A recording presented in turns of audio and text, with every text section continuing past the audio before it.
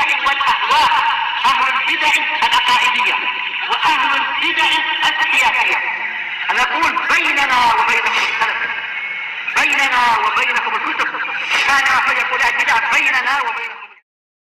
Sepakat untuk mengumpulkan dari masing-masing kabilah Arab itu pemuda dan diberi pedang, sehingga nanti kalau semuanya menebas Muhammad Shallallahu Alaihi Wasallam dengan pedang, darahnya tersebar di seluruh kabilah. Maka diharapkan nanti Bani Abdul Muttalib dan juga Bani Hashim tidak mampu untuk membalas dendam. Maka akhirnya mereka akan puas dengan pembayaran diat 100 ekor unta. Rencananya demikian. Berita itu sampai kepada Fatimah radhiyallahu anha. Kemudian Fatimah datang kepada Nabi dalam keadaan menangis. Baik. Kemudian Nabi Shallallahu Alaihi Wasallam menghibur. Dan pada waktu itu ternyata memang ya, kemudian di malam itu betul-betul orang-orang kafir tadi dengan pemuda-pemudanya mereka mengepung rumah Nabi Shallallahu Alaihi Wasallam. Dalam keadaan Nabi memerintahkan Ali untuk tidur di pembaringan beliau berselimut. Nah, tatkala kemudian Rasulullah SAW menghendaki untuk keluar, maka beliau keluar dengan membacakan firman Allah Ta'ala, wa ja'alna min baini aydihim sadda wa min khalfihim sadda fa'aghshaynahum fahum la yubsirun.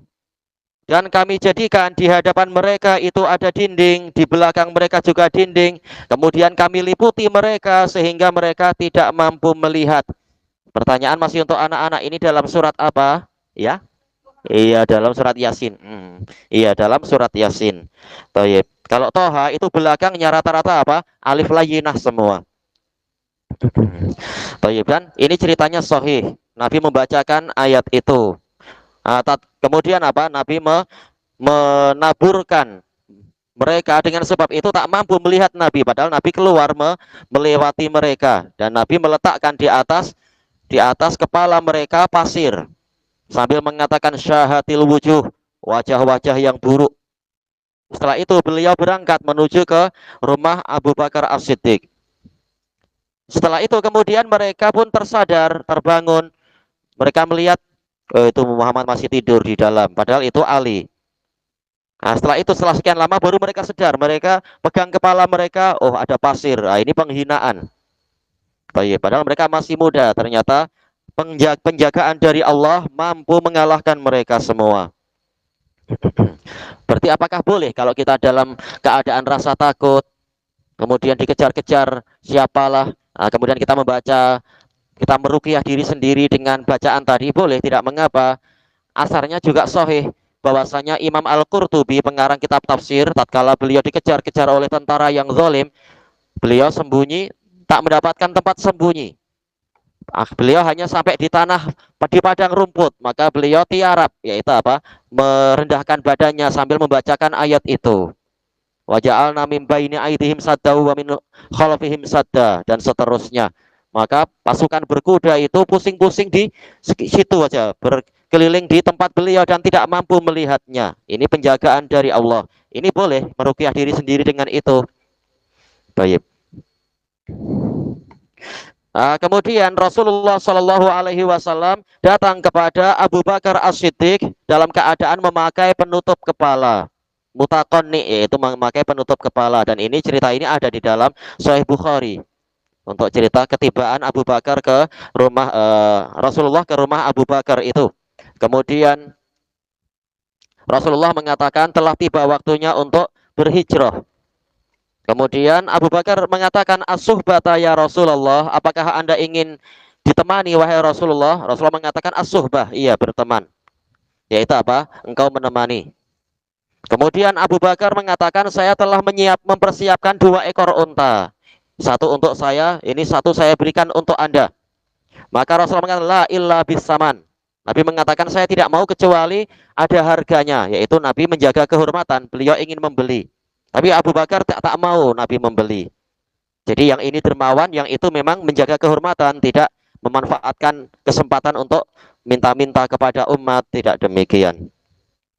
Tayyib. Yang mempersiapkan perbekalannya adalah siapa waktu itu? Ya, ya. Saudarinya. Siapa saudarinya? Oh, Khadijah sudah wafat tadi, sudah wafat ya. Aisyah tadi sudah dilewati. Bentar, anak-anak ada yang ingat gak? Aminah sudah wafat sangat lama, ya. Oh, Zainab belum kawin dengan Nabi, ya. Oh, Ruqayyah tadi hijrah ke Habasyah. Mana pecinya? Hah? Diambil bro? Gimana boleh hilang peci? Hah? Fatimah tak? Fatimah ditinggal untuk sementara. Tayyib. Nah, ini anak-anak menyerah semua sudah.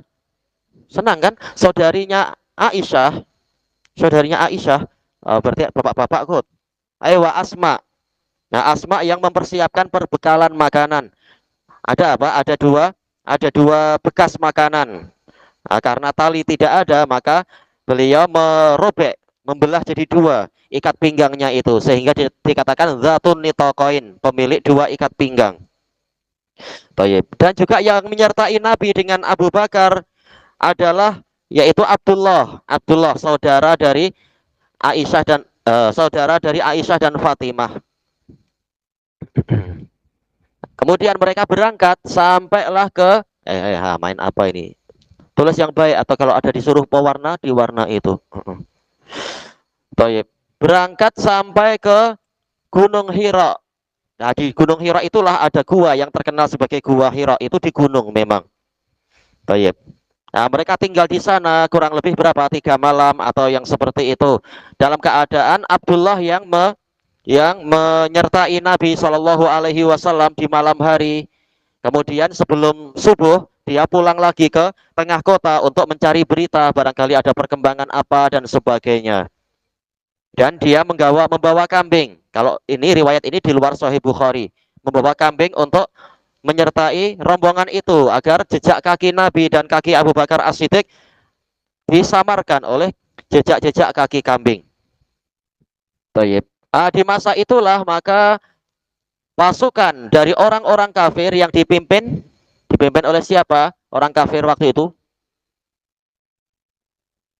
Abu Jahal mengejar ke sana kemari sampailah mereka naik ke Gunung Hira juga. Kemudian sampai di atas itu Abu Bakar As-Siddiq mengatakan, wahai Rasulullah, seandainya salah seorang dari mereka melihat ke arah kaki mereka, niscaya mereka akan mendapati kita. Kenapa ke arah kaki? Iya, ada gua di dekat kaki mereka, dan itu biasa di Arab, di Damas pun biasa. Kita naik gunung, di atas gunung banyak perbukitan, banyak kepala-kepala gunung itu, kepala bukit. Nah, di bawahnya banyak gua-gua. Jadi kadang gua sejajar dengan kita, kadang gua di bawah itu. Kalau hujan ya memang jadi masalah. Nah, seandainya mereka melihat ke bawah, nih saya mereka akan mendapati ada gua yang dangkal, yang mudah sekali untuk melihat orang yang ada di dalamnya. Tapi kemudian Rasulullah SAW mengatakan, ya Abu Bakar, madhannuka bisnaini Allahu salisuhuma. Wahai Abu Bakar, apa pandanganmu tentang dua orang yang mana Allah lah yang ketiga dari mereka berdua? Dan Allah Ta'ala menyebutkan dalam Al-Quran, apa itu? La tahzan innallaha ma'ana. Nabi mengatakan kepada Abu Bakar, janganlah engkau bersedih hati, karena sesungguhnya Allah bersama kita. Dan pada waktu itu, Abu Jahal mengatakan, demi Allah, saya merasa mereka ada di sini, cuma ada yang menghalangi pandangan saya.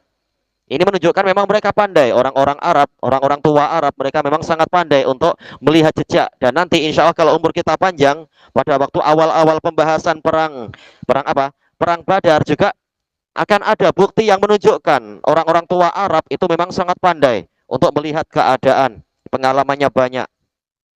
Baik. Tapi memang Allah yang menjaga mereka sehingga orang-orang kafir itu tidak mampu melihat walaupun mereka orangnya pandai melihat situasi, melihat keadaan. Adapun riwayat bahwasanya tatkala Rasulullah dengan Abu Bakar itu masuk ke gua itu, kemudian ada ankabut, ada laba-laba yang membuat sarang di situ, membuat jaring untuk menutupi. Demikian pula di depan pintu gua itu ada burung merpati yang bersarang dan bertelur.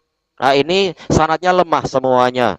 Walaupun ini juga keajaiban, tetapi justru yang diriwayatkan Bukhari dan Muslim lebih ajaib lagi. Tanpa ada penghalang apapun, tetap orang kafir tak mampu melihat.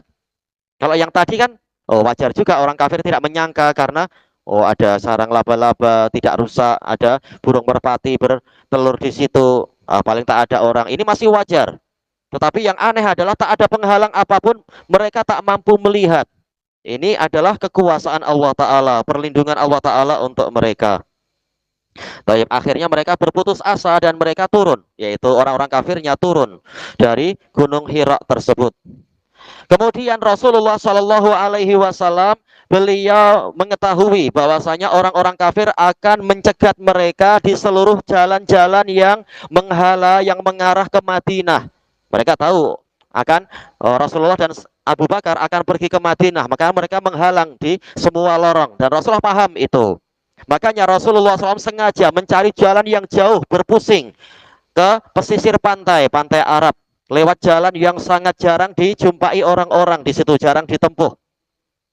Hanya saja memang namanya orang Arab itu pandai, maka ada saja yang mendapatkan jejak itu. Sebagaimana dalam riwayat Bukhari juga dari dari Suraqah bin Malik bin Ju'shum dari Bani Mudlij. Ketika itu dia sedang duduk-duduk di majelisnya orang-orang Bani Mudlij. Dan dia sudah mendengar adanya sayembara. Barang siapa mampu menangkap Muhammad dan Abu Bakar dalam keadaan hidup atau mati, maka akan mendapatkan diat sebanyak 100 ekor unta. Masing-masing orang 100 ekor unta. Dia akan dapat kekayaan nanti. Maka orang berlomba-lomba mencari dan tidak mendapatkan. Tahu-tahu ada seorang dari Bani Mudlij yang datang ke majelis itu mengatakan, saya melihat tadi di pesisir pantai sana, bukan tadi tapi saya barusan datang dari pesisir pantai sana, saya melihat di kejauhan itu nampak ada beberapa titik hitam. Saya menyangka itu adalah mereka. Maka Suraqah bin Malik mengatakan, saya tahu itu mereka. Tetapi saya tidak mau ada orang yang ikut mengejar. Itu dia ingin mendapatkan sayembaranya itu, hadiahnya. Maka dia berkata kepada mereka, itu orang lain, itu si fulan dan si fulan. Saya tahu karena saya yang mengawasi ketika mereka pergi ke sana. Baik. Nah, setelah itu mereka pun tenang. Maka kemudian Suraqah balik pulang ke rumah, keluar dari pintu belakang dengan membawa tombak, tapi tombaknya diletakkan di permukaan tanah agar tidak ketahuan. Sampailah dia di balik bukit kecil, Akamah, yaitu bukit kecil. Kudanya disimpan di situ. Memang dia adalah orang yang pandai, orang yang hebat. Agar orang tidak tahu bahwasanya dia juga ikut mengejar, maka dia menyembunyikan kuda. Khawatir orang nanti ikut dia, karena dia orang yang berpengalaman. Tatkala dia mulai naik kuda, tahu-tahu dia jatuh dari kudanya itu. Maka dia pun mengeluarkan alat undian, yaitu apa? Kotak untuk panah itu, meletakkan panah, bekas panah dengan anak panahnya. Yang satu ditulis kejar mereka, yang satu jangan mengejar mereka. Kemudian dilemparkan mana yang keluar. Ternyata yang keluar adalah sesuatu yang dia benci, yaitu jangan mengejar mereka. Tapi tetap dia ingin mengejar. Dia mengatakan, saya mendurhakai hasil undian. Iya, bukan karena iman, tapi karena ingin mendapatkan 200 ekor unta. Tayyib, maka dia mengejar dengan kudanya, sementara Rasulullah menggunakan unta, jelas lain kelajuannya. Tayyib. Dari sisi yang lain, Rasulullah Shallallahu Alaihi Wasallam berangkat ke Madinah lewat jalur yang sangat susah itu tadi. Beliau ditemani oleh dua orang, yaitu Abdullah bin Uraiqid dan Amir bin Fuhairah sebagai penunjuk jalan. Ini menunjukkan al-akhdhu bil asbab, yaitu mengambil sebab. Jangan dengan alasan tawakal pada Allah lalu diam saja, tidak berusaha, tetap berusaha. Hatinya bertawakal kepada Allah, bergantung pada Allah, sementara anggota badannya berusaha mencari jalan yang lebih selamat, yang diperkirakan orang tidak menyangka saya akan lewat situ, dan juga mencari apa istilahnya itu, menyewa penunjuk jalan. Kalau kita sekarang enak ada makcik Google itu, tanya pada makcik Google, ini sampai mana? Oh, ini sampai Batu Bertangkup. Kadang kita sampai ditunjukkan jalan kecil-kecil, hebat makcik itu, tahu jalan sekecil itu. Toyib.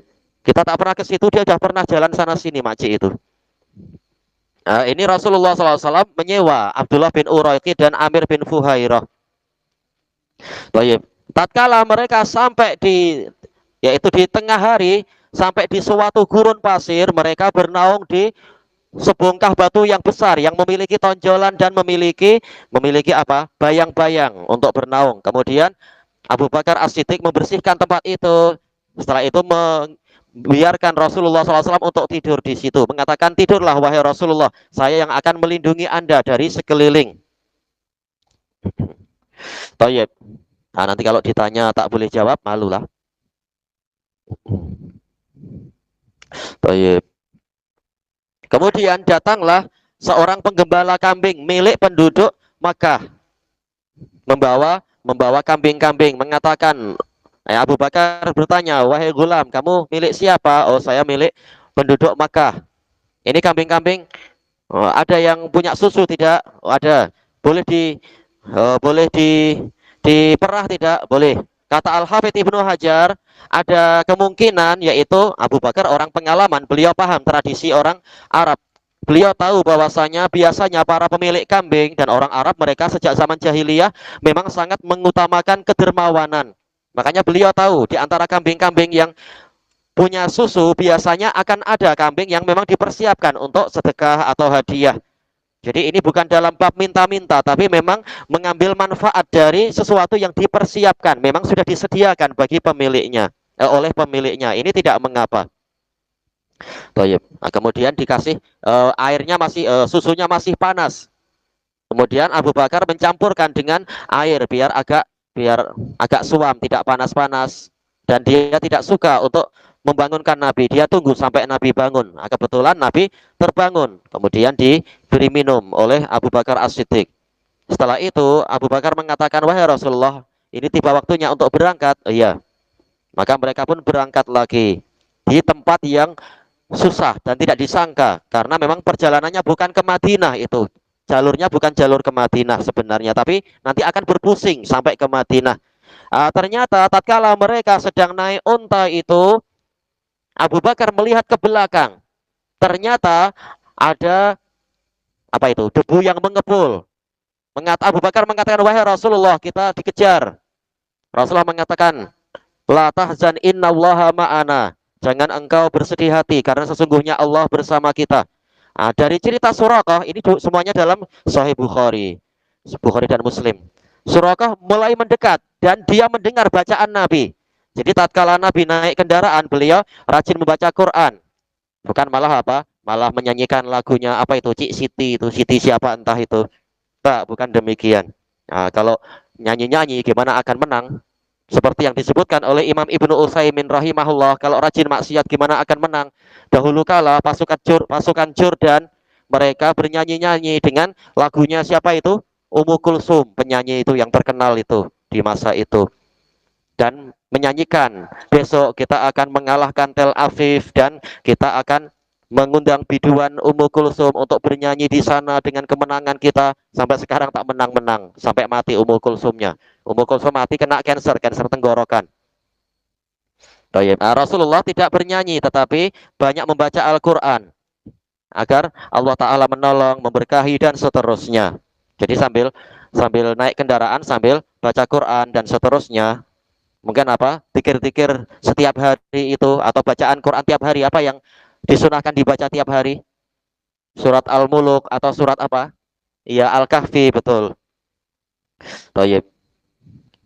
Tatkala sudah mulai mendekat, nggak apa, baca Al-Baqarah bagus, itu bagus sekali. Al-Fatihah diulang-ulang pun bagus, nggak masalah. Tayyib. Maka ternyata kuda dari Al-Kursi pun baik, ya. Dari siapa tadi? Suraqah bin Malik Al-Mudliji tadi itu masuk ke dalam lubang di gurun pasir sampai ke perutnya. Maka Suraqah bin Malik merasa ini aneh. Padahal yang depan aja jalan tanah keras, dan dia mengatakan ini pun tanahnya keras. Gimana kuda saya boleh masuk? Ditarik sekuat tenaga, barulah boleh dia keluar. Tahu-tahu asap mengepul sampai ke langit, kata Suraqah. Maka saya merasa ini ajaran Muhammad yang akan menang. Kemudian dia mengundi nasib lagi. Ternyata keluar apa yang dia benci, yaitu jangan mengejar mereka. Memang sudah dikasih nasihat, jangan kejar mereka. Maka dia pun berseru kepada mereka semua, mengatakan, tolong doakan kebaikan untuk saya. Saya datang untuk keamanan sekarang. Maka Rasulullah pun berhenti. Nah, tatkala Suraqah mendekat, dia mengatakan, saya berjanji tidak akan menyusahkan kalian. Ini saya kasih perlengkapan ini dan itu. Rasulullah tak mau diberi perlengkapan apa-apa. Kemudian dia mengatakan, saya memiliki penggembala kambing di tempat sana. Kalau Anda ke sana nanti jumpa, tinggal sebut nama saya, dia akan melayani Anda. Nabi tetap tak mau. Nabi hanya mengatakan, cukup engkau rahasiakan perjalanan kami ini. Maka Suraqah pun kemudian minta kepada Nabi surat keamanan, jaminan keamanan, karena dia yakin Nabi nanti akan menang dan berkuasa. Maka Nabi memerintahkan Amir bin Fuhairah untuk menulis surat keamanan. Nah, nanti suatu saat di Madinah, Suraqah membawa surat dari Nabi itu. Surat keamanan dari Nabi. Atau ketika dia pulang, setiap kali ada orang yang mau mengejar di jalur itu, dia mengatakan, qad kafaitukum. Saya telah memenuhi urusan kalian di sini, mencukupi kalian. Kalian tak perlu kejar sini, kejar tempat lain saja. Sementara itu di Madinah, berita hijrahnya Nabi itu telah tersebar. Makanya setiap pagi orang-orang Yasrib, orang-orang Madinah dari kalangan Aus dan Khazraj, mereka selalu mencari-cari, menantikan ketibaan Nabi. Mereka pergi ke gurun pasir di sekeliling Madinah untuk melihat. Nanti kalau matahari sudah semakin tinggi, terasa panas, barulah mereka pulang. Nah, pada suatu hari, tatkala ada orang Yahudi sedang naik di atas benteng dia, sedang memperbaiki rumah dia, maka dia melihat memang ada semacam fata morgana, nampak tak nampak, nampak tak nampak. Maka dia mengatakan, wahai orang-orang Yasrib, ini kemuliaan kalian telah datang. Nah, orang Orang apa tadi? Orang Yahudi tahu memang Nabi Muhammad adalah sebab kemuliaan. Mereka kenal, mereka tahu kemenangan akan ada di tangan Nabi Shallallahu Alaihi Wasallam. Ya'rifunahu kama ya'rifuna abna'ahum. Mereka mengenal Muhammad sebagaimana mereka mengenal anak mereka sendiri. Maka begitu orang Yahudi sudah berseru demikian, maka orang-orang Yasrib mereka segera keluar membawa senjata mereka menyambut ketibaan Nabi Shallallahu Alaihi Wasallam. Dan tatkala Nabi tiba di Madinah, di sempadan Madinah, di perbatasan, itu adalah tarikh 12 Rabiul Awal. Pertanyaannya, tahun berapa Hijriah itu? 12 Rabiul Awal, ketibaan Nabi di Madinah. Tahun berapa Hijriah itu? 1445 kah 1447? Ke 14 saya tak tahu. Sebentar, anak-anak kira-kira ada yang tahu tak ya? 2. Oh, 2. Kalau 2 itu perang apa? Perang Badar. 3. Oh, itu perang Uhud. Ini awal ketibaan Nabi di Madinah tahun berapa? 8. Aduh, 8 itu Fathu Makkah, Iya, tahun 1 lah, awal-awal hijrah. Itu tahun 1, betul. Ayo. Baik. Tatkala mendapati Rasulullah telah tiba, kebanyakan dari mereka tidak tahu mana Nabi Muhammad dan mana Abu Bakar As-Siddiq. Nah, mereka menyangka Abu Bakar adalah Nabi Muhammad, sementara Nabi tenang, masih duduk tenang. Tatkala cahaya matahari itu menerpa wajah Nabi, langsung Abu Bakar membentangkan kain yang besar untuk menaungi Nabi. Akhirnya tahulah orang-orang Yasrib, ternyata yang ini adalah Nabi Muhammad, yang ini adalah sahabat yang nomor 1 itu, Abu Bakar As-Siddiq. Jadi sejarah hijrah tidak pernah lepas dari sahabat yang paling utama itu. Nanti memang akan disebut di situ. Tatkala mereka masuk, anak-anak naik bumbung. Itu baru layak naik bumbung, bukan untuk apa itu salto macam apa itu orang hebat nanti kaki patah. Tapi naik bumbung untuk menyambut Nabi Muhammad SAW. Demikian pula para wanita dan para pembantu. Mereka semuanya berseru mengatakan, ya Muhammad, ya Rasulullah, ya Muhammad, ya Rasulullah. Wah, hari kebahagiaan mereka.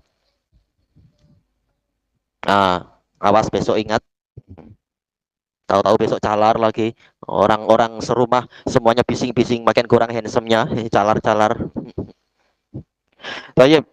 Nah, kemudian Rasulullah Shallallahu Alaihi Wasallam beliau bermalam di perkampungan Bani Amr bin Auf karena memang perkampungan itu adalah perkampungan yang masih ada hubungan kekerabatan dengan ibu beliau. Yang malam ini belum pernah menjawab untuk anak-anak siapa? Anak-anak yang belum menjawab siapa ibu Nabi Muhammad? Iya? Aywa Aminah, betul. Thayyib. Karena beliau memang asalnya pakciknya itu dari Yasrib, dari Bani Amr bin Auf. Beliau tinggal di situ beberapa malam dan membina anak-anak yang tadi sudah jawab. Yang belum jawab untuk anak-anak malam ini, ada yang tersisa tak yang belum jawab? Abdurrahman tadi belum jawab. Ya, Abdurrahman jawab. Membina apa? Masjid? Ayo, Masjid Kuba, betul. Membina Masjid Kuba. Ini cepat rusak lah macam nih. Untuk apa dibuat macam itu? Taib. Setelah itu maka beliau berangkat lagi sampai ke tengah-tengah kota Madinah, kota Yasrib itu. Dan onta Nabi Shallallahu Alaihi Wasallam berhenti di situ, mendekam di situ. Tatkala para sahabat menarik-narik onta itu agar terus berjalan ke tempat yang dipersiapkan, Nabi mengatakan biarkan dia karena dia mendapatkan perintah. Hah? Iya. Kemudian dia ada apa itu? Ayo, masing-masing pegang sendiri loh. Kemudian Rasulullah Shallallahu Alaihi Wasallam bertanya, tanah ini milik siapa? Maka dikatakan tanah ini milik dua anak yatim, yaitu Sahal bin Suhail yang di bawah pengasuhan As'ad bin Zurarah radhiyallahu an. Nabi memanggil mereka, kemudian mengatakan, saya ingin membeli tanah ini untuk dibangunkan masjid di sini, untuk membangun masjid. Maka mereka mengatakan, ini hibah untuk Anda wahai Rasulullah. Maka Rasulullah mengatakan tidak, saya ingin ada harganya, saya mau membeli. Ini Rasulullah mengajarkan kehormatan, jangan mentang-mentang saya ustadz, saya Pak Ustadz, kalian jangan minta apa-apa. Bukan begitu. Rasulullah mengajarkan punya kehormatan. Baik. Jangan seperti yang terjadi itu di sana, mentang-mentang ustadz tahu-tahu minta dilayan, tanya akhirnya apa? Minta apa? Saya minta sate, padahal di pulau itu jarang ada sate. Dicari-cari sampai ke tengah kota baru dapat sate sudah sejuk. Ketika ustadznya makan bilang ini sate kah getah. Wah, akhirnya orang malu panitianya. Kasihan, sudah dikasih demand lagi. Yang lain advance, satu ustadz lagi. Setiap kali datang dia minta teratai hitam masih hidup untuk melayan istrinya. Wah, ini melampau lagi. Tak boleh macam itu. Rasulullah mengajarkan kehormatan.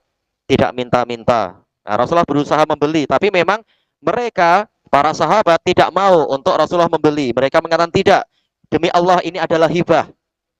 Nanti ditambah lagi dengan tanah satu lagi dari Bani Najjar, sehingga apa, tanahnya boleh agak luas. Sama juga Rasulullah tidak mau untuk minta. Beliau mengatakan saminuni bihaitikum ya Bani Najjar. Tunjukkan kepada saya harga kebun kalian wahai Bani Najjar. Mereka mengatakan la wallahi mana tulubu sama nahu illa minallah. Tidak, demi Allah, kami tidak meminta harganya kecuali dari Allah. Tayyib. Disitulah kemudian dibangun Masjid Nabawi. Mereka bersemangat membangun masjid. Para sahabat mengatakan nahnul ladzina baya'u Muhammadan ala jihadi ma baqina abadan. Kamilah yang membaiat Muhammad untuk berjihad selama kami masih hidup selama-lamanya. Kemudian Rasulullah menjawab mengatakan Allahumma la aisha illa aisyul akhirah faghfir lil ansari wal muhajirah. Ya Allah, tidak ada kehidupan hakiki kecuali kehidupan akhirat. Maka berikanlah pengampunan untuk orang Ansar dan Muhajirin. Itulah peristiwa hijrah. Baru sekarang kita masuk ke poin-poin yang disebutkan di sini. Mana tadi di muka surat berapa kita? Ayo, tamam. Jazakumullah khairan. Tayyib. Ad-darsul awal min aina hajaron nabiyyu sallallahu alaihi wasallam. Pelajaran pertama, dari manakah Nabi sallallahu alaihi wasallam berhijrah? Insya Allah ini mudah ya. Tapi kita ikuti tulisan yang di sini. Yang punya pewarna mewarnai, itu yang disuruh mewarnai. Yang tidak juga tidak mengapa. Itu siapa yang ingin mewarnai? Dari mana hijrahnya Nabi Shallallahu Alaihi Wasallam? Min Makkah ilal Madinah, dari Makkah menuju ke Madinah, dari tanah suci pertama ke tanah suci kedua. Tayyib. Maka tanah suci pertama ini yang mengumumkan dia sebagai tanah suci itu siapa? Ini anak-anak bebas ya Pak ya? Ya ya. Ayo Nabi Ibrahim. Tayyib, Nabi Ibrahim. Tayyib. Yang kedua yang Madinah jelas. Yang Madinah siapa yang Madinah ya? Ewa Nabi Muhammad. Tayyib. Ewa Masjidil Aqsa siapa? Nabi Sulaiman alal Ashar yang terkenalnya. Tayyib. Nah, di bawahnya sama ya. Insya Allah kita boleh laju lagi. Kemudian ada susani pelajaran kedua, man sahibuhu fil hijrah. Siapa sahabat Nabi di dalam hijrah? Ini mudah di sini sudah tertulis. Man sahibuhu fil hijrah, Abu Bakrin As-Siddiq radhiyallahu an. Untuk menambah kelengkapan, siapa lagi yang menyertai beliau tadi? Siapa namanya? Ya? Hah? Amir. Amir bin Fuhairah sama Abdullah bin Uraiqid. Ayo. Uraiqid. Tayyib. Nah, itu untuk kelengkapannya. Itu semuanya ada dalam kitab Sahih. Adapun cerita Ummi Ma'bad itu terkenal dalam kitab-kitab sirah tapi sanadnya dhaif. Rasulullah singgah di perkemahan Ummu Ma'bad, sanadnya dhaif. Kemudian manhumul muhajirun. Siapakah mereka itu? Siapa muhajirun itu? Humul ladzina hajaru min Makkah ilal Madinah. Mereka adalah orang-orang yang berhijrah dari Makkah ke Madinah. Baik. Walaupun sebenarnya yang hijrah ke mana? Ke Habasyah itu juga mereka mendapatkan pahala 2 kali lipat. Pahala hijrah ke Habasyah dan pahala hijrah ke Nabi nanti. Mereka pulang sempat pulang ke Makkah, kemudian pulang ke Madinah. Pulang ke Makkah ma'ruf sebelum Rasulullah SAW hijrah. Berangkat ke Madinah itu tatkala menjelang perang apa? Menjelang perang Badar. Kepulangan yang ketiga itu adalah tatkala selesainya perang Khandaq. Selesainya perang Khaybar. Semuanya dikatakan muhajirin. Jadi yang hijrah bukan hanya yang ke Madinah, tapi yang ke Habasyah juga mereka dikatakan muhajirun. Kemudian yang berikutnya ini tinggal diulang. Adar surabi muraja'atul wihdah. Mengulang fasal ini. Hajaran Nabi sallallahu alaihi wasallam. Ini sambil belajar membaca suatu saat yang dulunya anak-anak nanti akan mengajar ke murid yang baru berikutnya, ilmu diberkahi atau mungkin mengajar di surau mana, belajar membaca seperti ini makin lancar membacanya insya Allah, tidak kalah dengan orang-orang sufi di pondok-pondok itu, orang-orang kitab kuning. Insya Allah kitab kita juga boleh dibuat kuning, yang penting apa? Pandai membaca, bukan masalah warna kitabnya. Hajaran Nabi sallallahu alaihi wasallam min Makkah ilal Madinah. Nabi sallallahu alaihi wasallam baca berlatih. Mana tadi? Ini setelahnya, mana setelahnya? Baik. Pelajaran keempat mana? Ini Sani, kan tertinggalkan, tak perhatian. Mana yang keempat mana? Ini nih, aduh.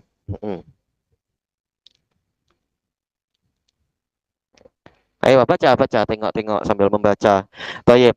Sahibuhu fil hijrah Abu Bakr As-Siddiq radhiyallahu an. Sahabatnya dalam hijrah adalah Abu Bakar As-Siddiq. Al muhajirun humul ladzina hajaru min Makkah ilal Madinah. Para muhajirin adalah orang-orang yang berhijrah dari Makkah ke Madinah. Juga apa? Dari Makkah ke mana tadi? Iya, ke Habasyah. Ayo betul. Ayo, pelajarannya selesai di sini. Yang setelahnya soal jawab boleh dilakukan pada pertemuan yang akan datang insya Allah. Masya Allah, ini setelahnya selesai kah? Oh iya selesai.